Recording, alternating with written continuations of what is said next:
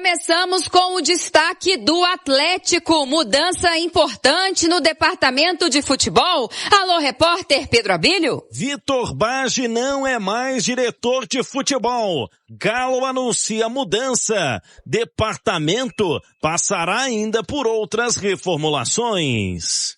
Preciso falar agora sobre Guilherme, que não deve ficar no Santos para 2026. Jogador que foi importante na manutenção do Peixe na primeira divisão, se despediu dos atletas, comissão técnica e dos funcionários. Depois da vitória por 3-0 contra o Cruzeiro, o Guilherme está decidido a não voltar mais. Tudo por conta de uma série de protestos do torcedor que pegou muito no pé do Guilherme ao longo do ano.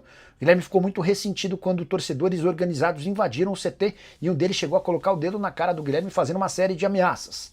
Se dependesse do jogador, o Guilherme teria ido embora naquele momento, mas o Vojvoda, o Neymar e outros atletas conseguiram convencer o Guilherme a ficar pelo menos até dezembro. Agora é questão de tempo para que ele seja negociado em definitivo. O empresário do Guilherme prometeu à diretoria do Santos que trará uma proposta de venda em definitivo. O atleta que tem sido especulado, por exemplo, como possível reforço do Atlético Mineiro. Há quem garante, inclusive, que poderia haver uma troca do Gabriel Menino pelo Guilherme. O Santos trabalha hoje com a ideia de vendê-lo sem qualquer negociação além disso.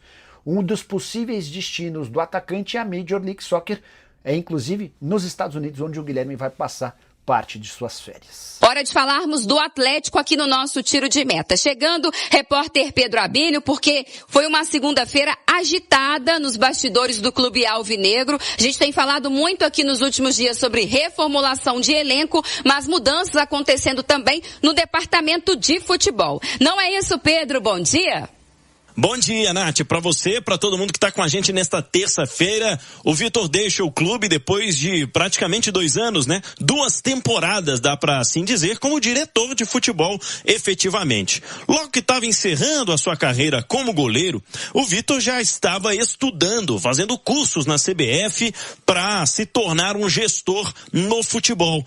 E a tendência é de que siga agora a carreira, ainda jovem, para essa função, o ex-goleiro do Atlético, o ídolo da torcida em campo, mas que, lembramos, nos últimos meses foi muito criticado, teve o seu trabalho muito questionado por parte da torcida. O Vitor assumiu como diretor de futebol, repito, em fevereiro de 2024, àquela altura ele estava subindo de cargo, subindo no organograma do Atlético em termos de diretoria e de cuidados com o futebol, porque ele estava no guarda-chuva do Rodrigo Caetano antes, e o Caetano sai para ser diretor de seleções na CBF.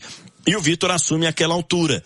Só que o Vitor, com seu primeiro contato ali ainda com o mercado do futebol, e o Atlético viu no mercado, meses depois, a possibilidade de contratar um dirigente um pouco mais experiente, o Paulo Brax, que trabalhou na Federação Mineira de Futebol, trabalhou também no Internacional, no Vasco, entre outros. E aí o Brax chega, se torna o CSO, assume um lugar mais voltado também ao mercado, à parte externa, e o Vitor segue como esse elo entre jogadores e diretoria. Mas pouco tempo depois, né, o Atlético passa por muitas turbulências e agora vai terminar em 2025 o ciclo, pelo menos este, de Vitor com o Atlético.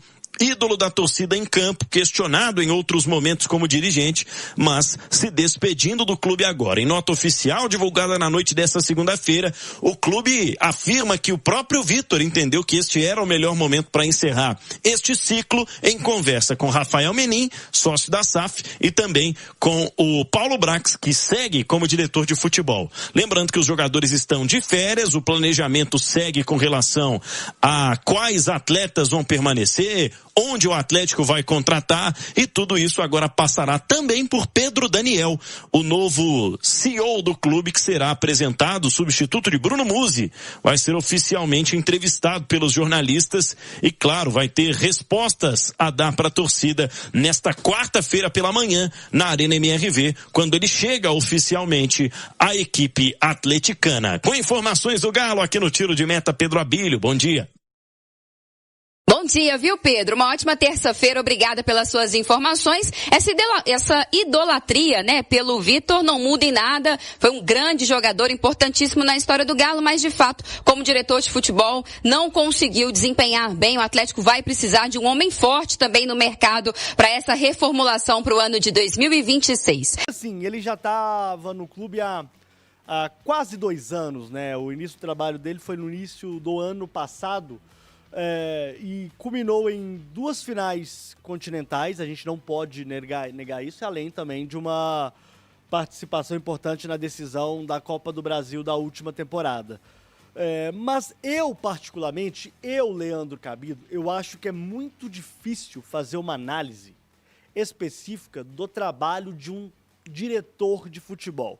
Porque fica muito fácil a gente balizar assim, olha, ganhou, excelente, grande diretor, perdeu, não serve, não entrega nada, enfim, não tem muito parâmetro para isso. O que eu particularmente acho, e já achava, já acreditava há 1 ano e 10 meses atrás, é que eu via o Vitor ainda... Pô, quem sou eu para falar isso, né? Mas eu via o Vitor ainda cru para pegar um clube do tamanho do Clube Atlético Mineiro, numa situação de recém-inauguração de estádio, de boas campanhas de Copa Libertadores, com orçamentos mais volumosos, para um cara que é ídolo. Ele é muito ídolo do Atlético, né? Inclusive, eu não vou nem entrar na minha polêmica aqui específica, sobre quem que é o maior, sobre quem que não é o maior. Mas eu particularmente achava que antes de chegar ao Atlético, eu gostaria de ter visto o Vitor em outros clubes para ganhar bagagem, né?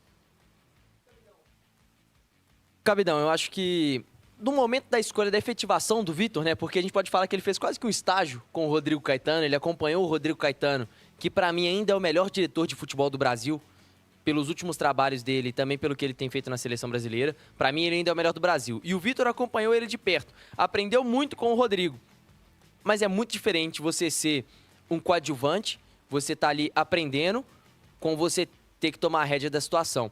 Eu acho que o Atlético fez uma aposta que tinha um certo sentido, sim. Era um cara de dentro do clube, que conhecia muito bem o clube, conhece muito bem o que a torcida quer, conhecia muito bem o que os donos do clube queriam, tinha essa boa relação e, a primeiro momento, o Vitor era um cara que fazia muito bem esse elo jogadores e o pessoal da gestão, o pessoal da diretoria. Mas a gente não pode deixar de citar, você colocou muito bem, durante a gestão do Vitor, o Atlético chegou na final da Libertadores, na final da Copa do Brasil e na final da Sul-Americana. Mas em contrapartida, na gestão do Vitor, o Atlético também brigou por 2 temporadas para não cair no Campeonato Brasileiro. Em 2024 chegou na última rodada tendo chance de cair, em 2025 até a penúltima rodada com chances matemáticas de cair.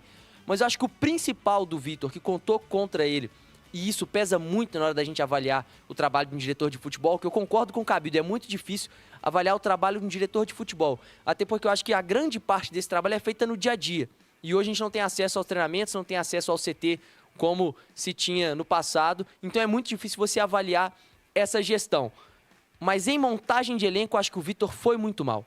Nas 2 temporadas. A gente vai falar que oficialmente ele pegou o Atlético já em 2024, se não me engano em março de 2024, mas no final da temporada de 2024, todo mundo já sabia que o Rodrigo Caetano se juntaria à CBF, então o Vitor também participou da montagem do elenco do ano passado.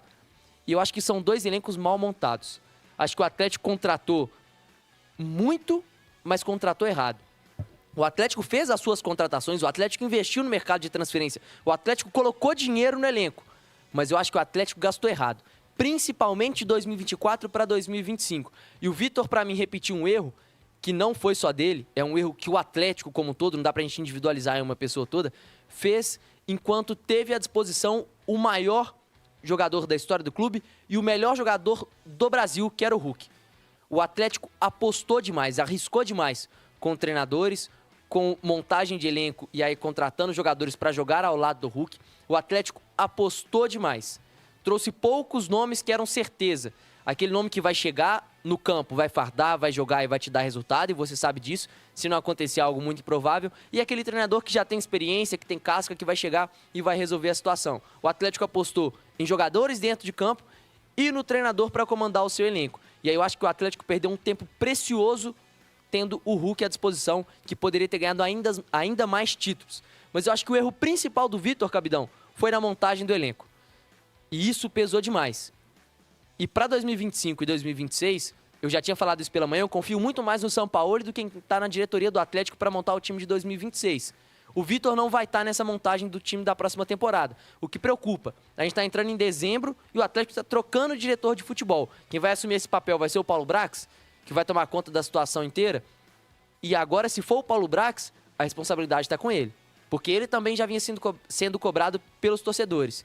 Então, se o Vitor não conseguiu fazer dar certo e agora está saindo do clube, se o Paulo Brax não fizer dar certo, a pressão vai em cima dele. E aí vai ficar complicado para ele também. Então ele precisa dar resultado agora em 2026, Capitão. Ele parece ter entendido com o Atlético este fim de ciclo. Afinal, a nota oficial divulgada pelo clube nesta tarde, ou melhor, no início desta noite, né? Precisamente às 6h07 da noite desta segunda-feira, diz que em uma conversa com Rafael Menin e também com o Paulo Brax, o Vitor entendeu que daria ali fim a este ciclo. Ele ainda tem o contrato, né, até o dia 31, mas já está iniciando este processo aí de deixar o clube. O Vitor, a gente lembra, né, desde que se aposentou, já se envolvia com questões gerenciais no Galo.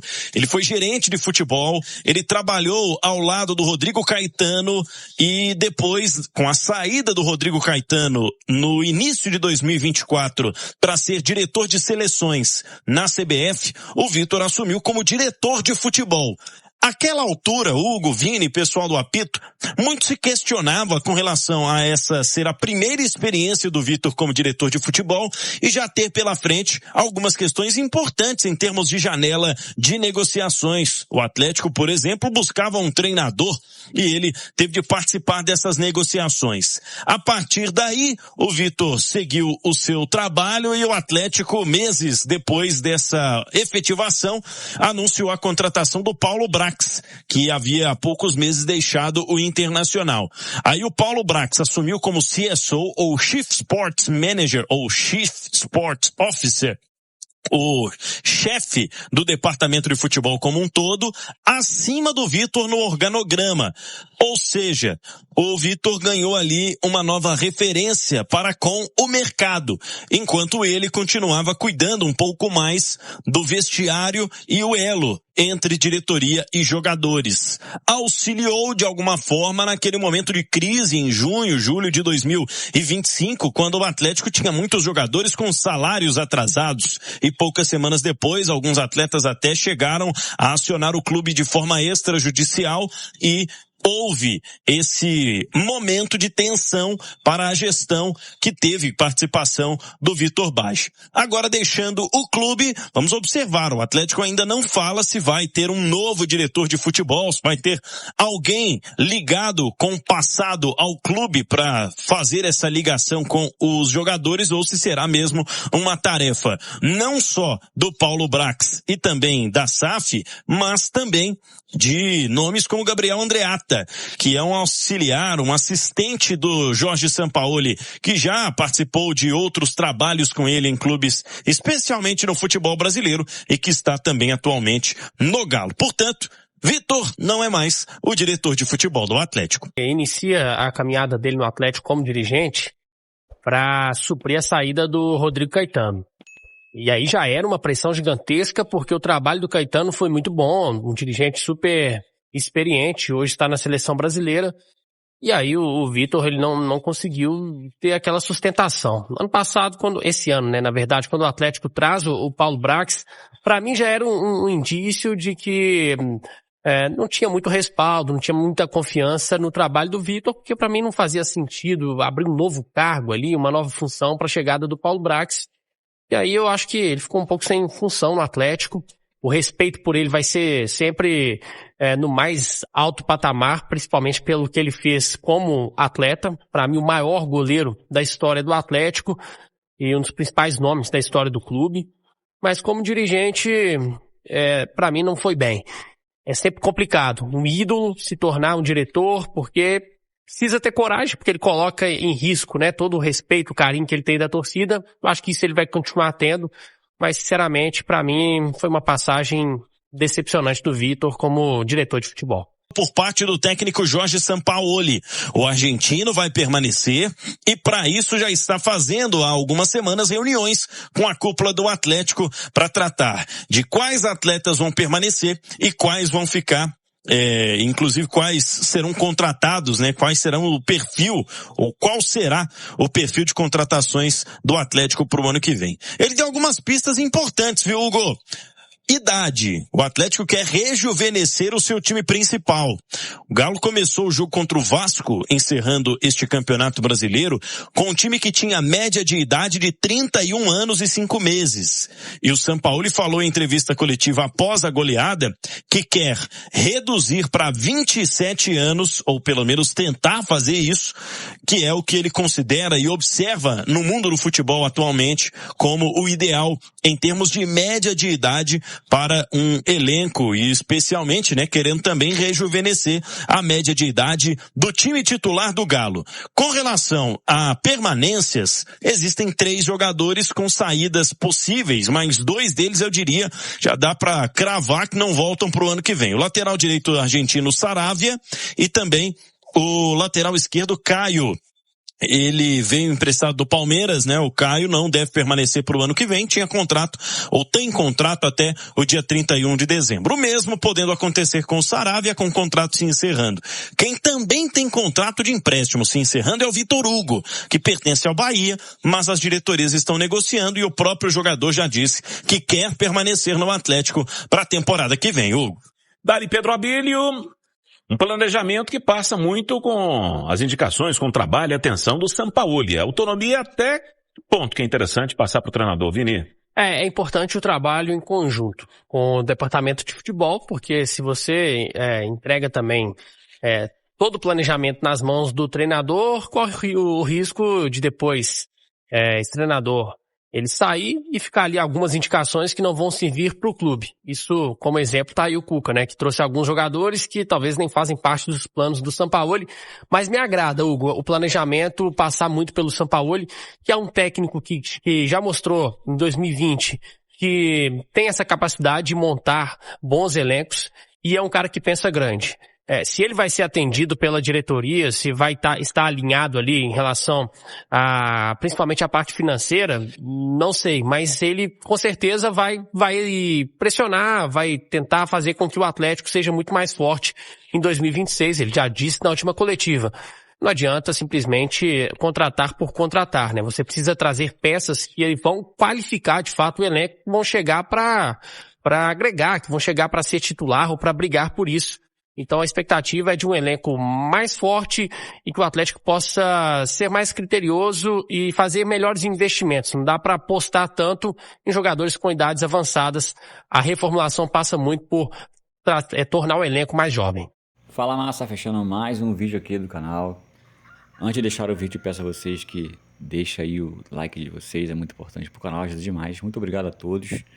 E para quem está chegando, seja bem-vindo. Esse canal traz notícia todos os dias, de domingo a domingo, para vocês ficarem sempre informados de tudo que acontece dentro do clube Atlético Mineiro. Então não perca tempo, faça parte da massa, se inscrevendo no canal e ativando o sininho de notificação, que é muito importante, que toda vez que sai um vídeo novo, o YouTube avisa vocês, tá bom? Fiquem à vontade para deixar a opinião de vocês de tudo que foi passado aí, tá? Fiquem à vontade aí, comente. É muito importante para o canal também, a gente sempre está olhando e respondendo a todos. Então fique muito bem-vindo, o canal é de vocês. Vou ficando por aqui, um forte abraço e até a próxima, Massa.